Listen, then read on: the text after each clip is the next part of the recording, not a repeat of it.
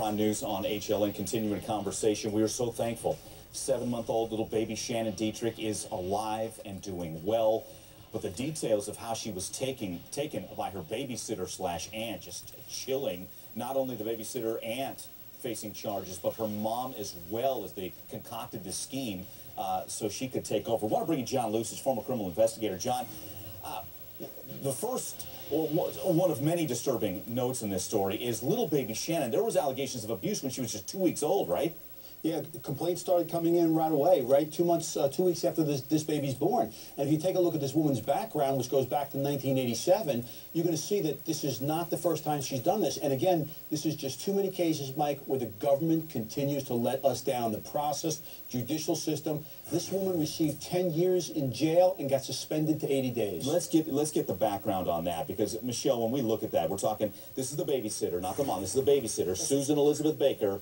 There are some horrific allegations and charges facing what she did with children in her midst back in 1987, and it begins with what was her 3-year-old stepson who vanished, and we still don't know what happened to him, right? No, we don't know what happened to him. And I pulled some information off of, there's a website, it's called the Charlie Project, and they cover a lot of missing kids. And so earlier today, when I was looking at it, they have information on Paul Leonard Baker, who is in fact Susan Baker's stepson. And back in 1987, she claims that she put him to bed and that he simply vanished.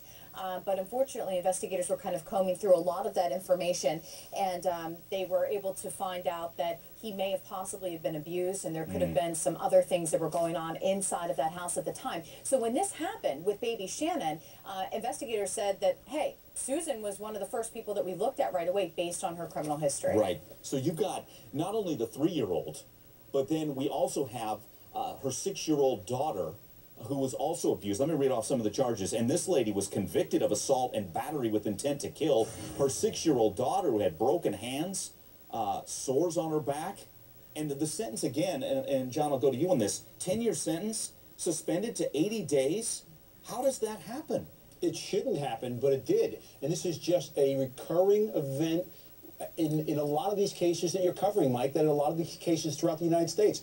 I really do believe that something has to be done at the legislative process where it mandates these judges to do something, tying their hands and having to give these people real sentences. Because this goes on, when it goes on for 2 decades like this, and little children continue to become victimized like this in such horrific ways, something has to be done. Exactly. Michelle, do we know a lady like this, who again, we don't know what happened to a 3-year-old, vanished, don't know what happened. We know that she was convicted of assault and battery with intent to kill her 6-year-old. Was she monitored after that? After her 80-day sentence? Well, that's one of the questions that I have right now, and that I'm waiting for investigators to call me back on. The ones in South Carolina, that is. The ones in Florida, I'm in touch with a lot, but I think that they're all piecing everything together. I do know that there's an investigator that drove down from South Carolina and arrived in Florida not too long ago to be able to sit down with those investigators and put their notes together to figure out her timeline, her background, exactly what took place here, and how they are going to move forward as a team. Again, we are thankful baby Shannon is okay, but we want justice against those accused. Guys, thanks so much, John. Michelle, coming up, another